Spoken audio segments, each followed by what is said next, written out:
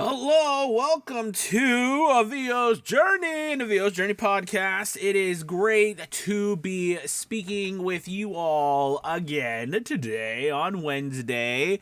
I'm today's topic I'm actually really excited to talk about because I think it is one of the most underrated abilities that we have that if you trust yourself can make all of the difference in the world. And we're going to talk about that today, freeing your mind and using your ideas to grow your voiceover business, not shying away from them, not suppressing them, how to use them, how to organize them and put them into practice. We're going to be talking about that real quick. Before we do that, make sure that you head over to Avio's Journey Elite Academy. Today is the day to sign up. We're doing our Memorial Day week special. So everything is 30% off, as well as only $24 to give us a shot for the first month. Also, I've reopened the mentorship program.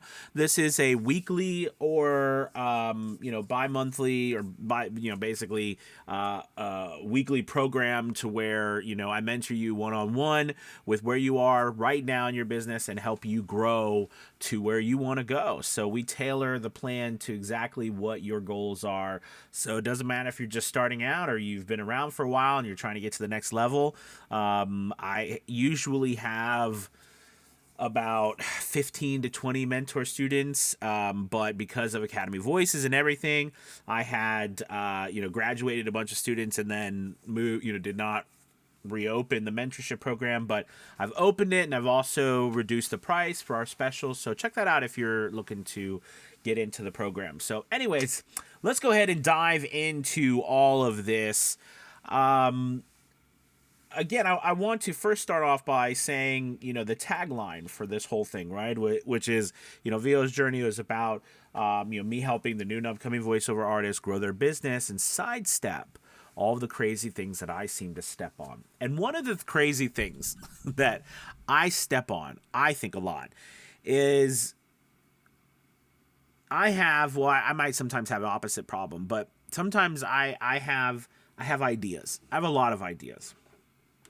They come to me. They can be ideas on a new business or a new way of doing something. An idea. Oh, I would like to have this in my business, or I would like to say that, or I would like to, create this or create that. Right? I've got these kind of ideas. I also get ideas about, for example, if I'm auditioning, how I should do that audition.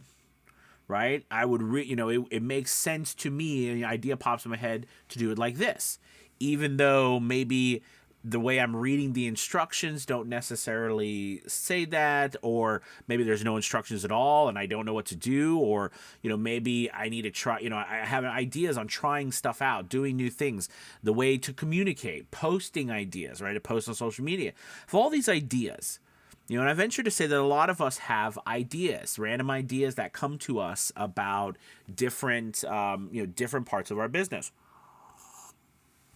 And what I think happens to a lot of us is that we don't act on them. A lot of times we don't act on them at all because we are too concerned with messing up, or too concerned with, well, that's probably not doing it right. Okay? And, I think the funny thing is that our ideas are our brain's way of helping us to the solution, or a solution. And a lot of times we don't take our brain up on it. I think a lot of it is confidence. I think a lot of it is going back to when we were young in school, and you ever take the test, right? And you get to the next question, and when you're at the question, it's like, I think this is the answer. Oh, wait, no, it's this answer. It's this. I have an idea of what it would, do you remember we always kind of second guess or third guess ourselves, and a lot of times, we were penalized for that. Right? Because a lot of times it showed, we got the answer wrong. right? And so what happens is I think we got it ingrained into our minds that second guessing ourselves, third guessing ourselves was wrong. But here's the rub. In reality, it's not a bad thing to think and have ideas and try to implement those ideas.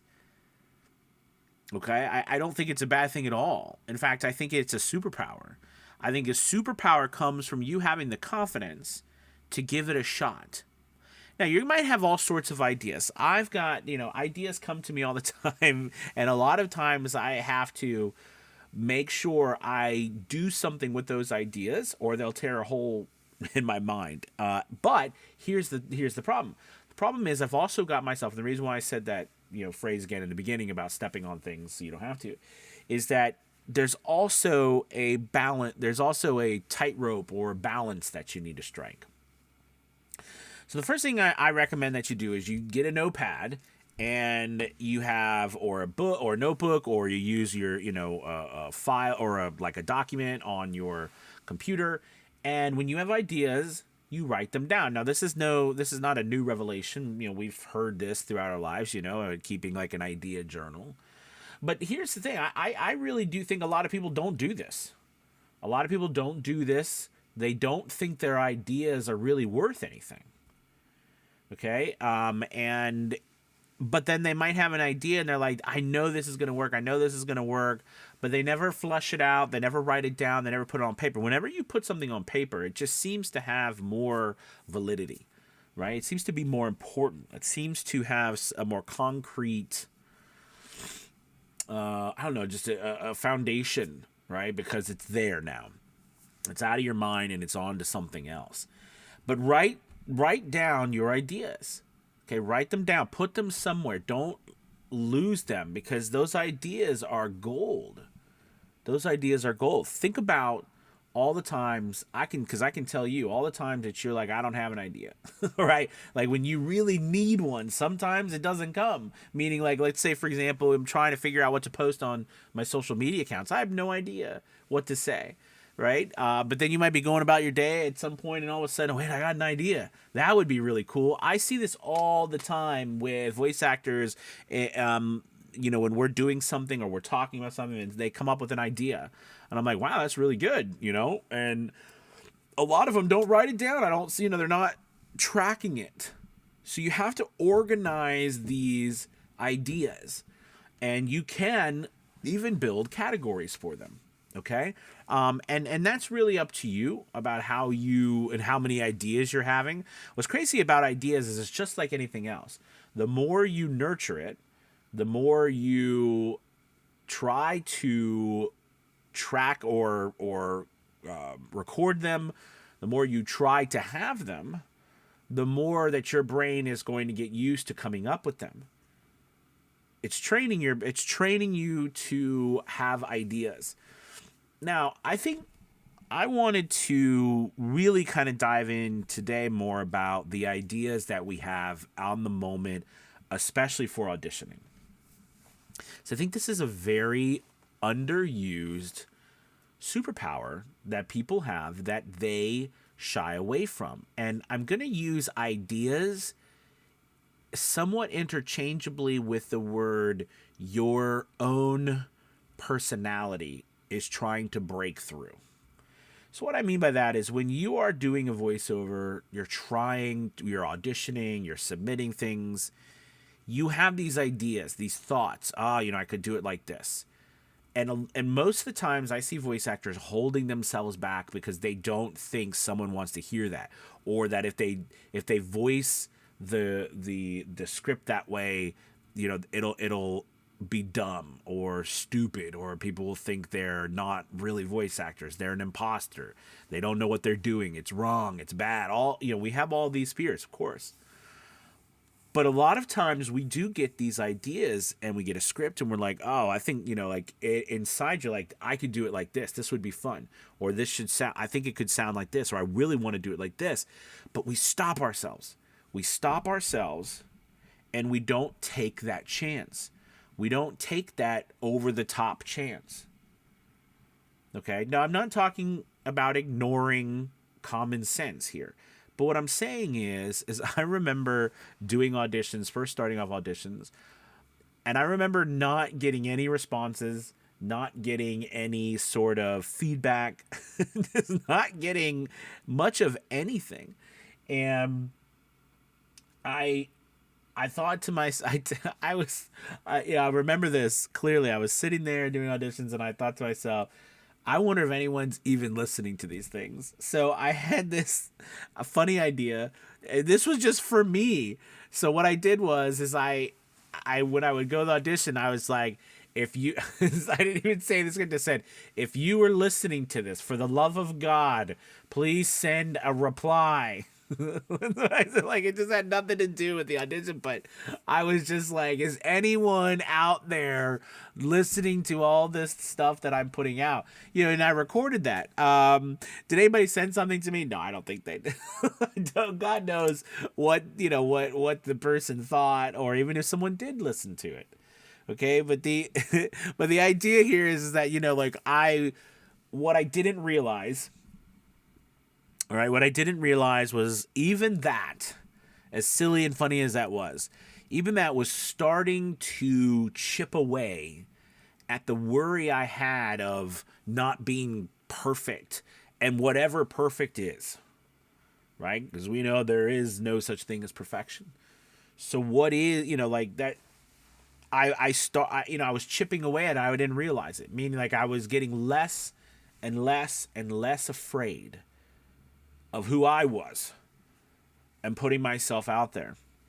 I was reading something earlier today, and I absolutely love it. It was from Ira Glass, and it said, I said, what was it? Let's see. Most people I know who do interesting creative work went through years of this. Well, we know our work doesn't have the special thing that we want it to have. We all go through this. And if you're just starting out, or you're still in this phase, you got to know it's normal. And the most important thing is that you can do it. Is that you can do is, or that what thing you can do is do a lot of work. The idea here is that nobody tells like people as beginners, right, that all the creative work we do, there's this gap, and the gap in between this creative work is like, for the first couple of years, the stuff you produce sucks. It's not that great. Right? You have good taste, and that was the point of this reading I was doing, was that our Hourglass was making that we all have good taste. That's why we got into this, and a lot of our work has potential. All right, but it takes a couple of years for our actual performances, our art that we create, to catch up to our good taste. Right? It takes time. And then what was that quote from Miles Davis, right? It takes a long time to learn how to sound like yourself. I think it's like that. Anyways, I mean, the point is, right, is that your ideas in your mind that are popping out, that are trying to present themselves in the work that you're doing, that's yourself trying to exert your personality, your own take on things. And so many times I think we all, either we don't know or we forget, but the world doesn't want a carbon copy. I mean, my God, we've got AI now. The world wants you and the unique you. No matter who you are, where you come from, what you sound like, what your voice sounds like, how well you read, how well you don't read, how high pitch or low pitch or in the middle or this or that. The world wants that uniqueness. It needs that uniqueness. And these ideas that pop into your mind randomly, that's you,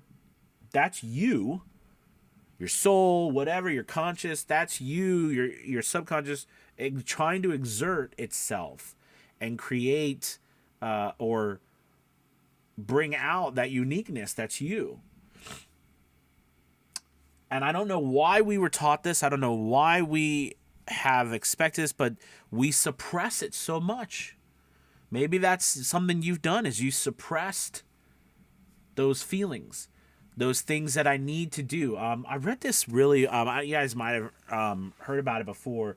But what is it? It's the three. What is it?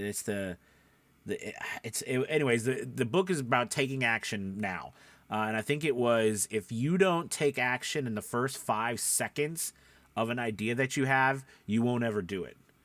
Something crazy about that. It was I remember the woman. I don't remember the name. Gosh, it's awful. But I remember the idea. I remember the story or whatever. And I remember watching some interviews that she did, and I did read some of the book, but or listen to the audiobook. I can't remember which one. But anyways, the point is the idea. Her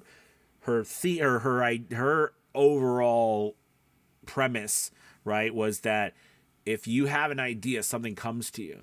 You have to act on it. You have to do something with that idea, or you will lose it forever. Okay? Or you won't even do it. And also how amazing, incredible things become. So like here's a perfect idea. And I think this is another thing to think about. Ideas aren't just like, I've got an idea for a new energy source.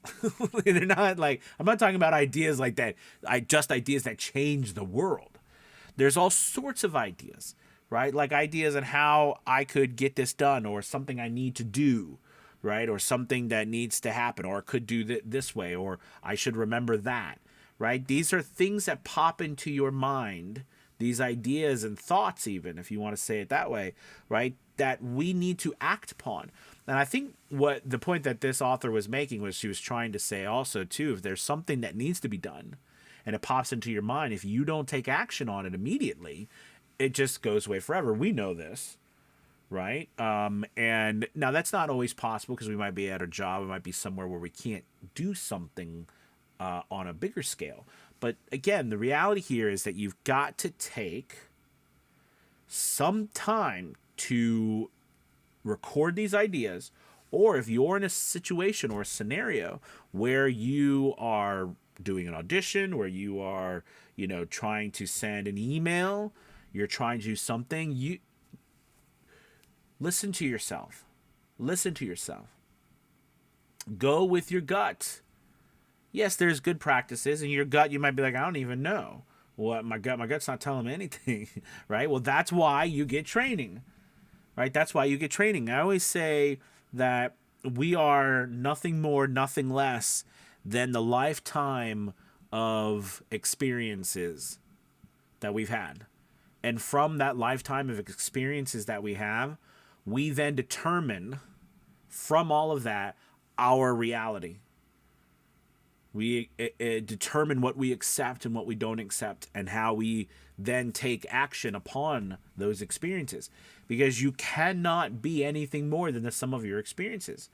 And what I mean by that is that everything that you do, right, is your take on what you have learned and what you've experienced.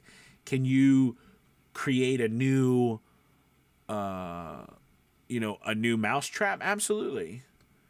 Absolutely. But it's still going to be within the rules of the experiences in your life. It might be a cool new way to look at it, but it's still going to be within those rules. We know this. This is, philosophers, Shakespeare, back to Greek times, and they've all talked about these things, right? But we are the sum of our experiences, and through that we make our decisions. So that means, where I'm going with this, right, is that the more input you have, the more you learn, the more you educate yourself, right? The broader you search, the more training you get, the more ideas, the more forward you're going to be able to push yourself, because you're going to have a bigger toolbox of tools to grab and to use. A lot of times, most of the problems we have, and even if ideas aren't flowing, it's because we are not inputting enough information. We're not taking enough in. And I think the perfect, when you talk about AI, the perfect example is AI. If you think about it, what makes, using something like ChatGPT or Bard or any of these, AI search or result bots or like ChatGPT, things like this. What makes them unique, right? I mean, we can search and find everything we ever need on the internet. So it's not like they are putting something that we can't do ourselves or find. Well, what they doing is they have, like, what these things are special is they've inputted all of this information, right? So it's being fed all of this stuff constantly, all this information, it's constantly being fed all this information. So because of that, it has the ability to produce so much. And I think it's the same thing, right? Our minds are computers, right? Our minds are computers. Our body's the engine that fuels and runs that computer. And if you think that way, that means the more we put into it, the more we're going to be able to put out. I see a lot of people stopping themselves and saying, okay, well, I need to figure this out. Well, you can't figure something out that you've never experienced or learned or trained on. How are you going to figure that out? I mean, no one wakes up one day and be like, I know how this works without some sort of training. It just doesn't happen. Now, could the training be that, you watch a couple of YouTube videos and then stumble your way through to your, and you end up training yourself through failure? Yeah, absolutely. That's training. That's one way to train, right? Another way to train is to join like a VO's Journey Elite Academy or whatever coach or school, whatever training, it's just to train yourself, input information, right? So that your mind, your computer has ideas. Like our mind is the ultimate ChatGPT.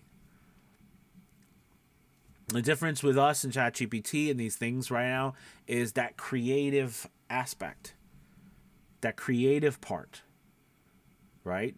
The part that we have to add creativity as well as empathy and all of those things. That's what makes our computers human. Okay? Though some people have more than others, but you know what I mean. And you've got to put data in. So the way to have more ideas, like I said, is to increase the amount of knowledge that you have and to put that knowledge in. If you're not doing that, you need to start. Okay? That's a part of your journey. And that's a part of this idea of not keeping in your ideas, but letting them out and getting them out. But first you got to have the ideas, but you can get the ideas by putting information in. Some of the most, I think,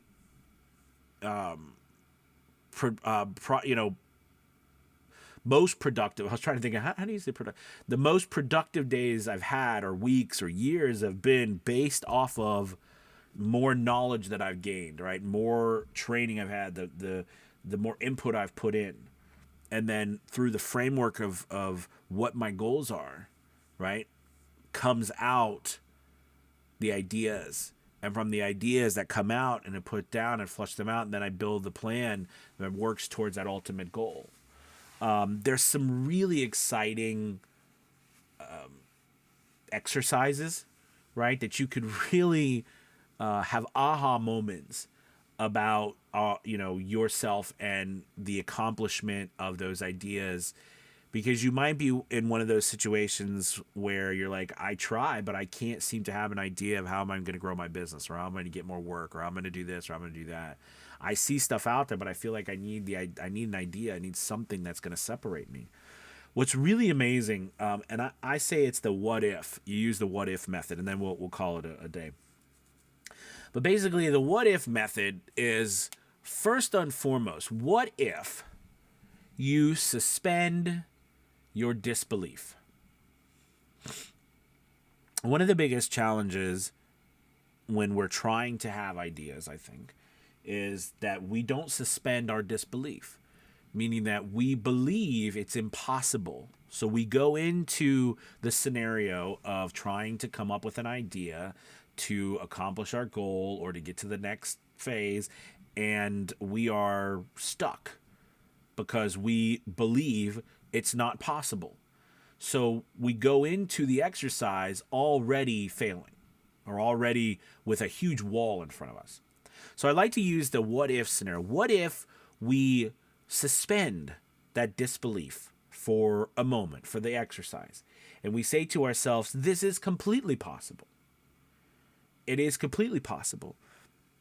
A perfect example is, and I saw this, and I'm gonna tweak it because I don't, but I had heard this exercise, and it was about ideas, and the idea, the whole premise to it is that we're gonna give you a scenario, and it's almost, it at first glance it's like we think it's an absolute impossible scenario, but as soon as you suspend your disbelief that it's possible, right? Just for the exercise, just imagine that it's possible. Just for a moment, turn that part off. Oh, it's impossible. That's never going to happen. The reality of this and that, blah, blah, blah.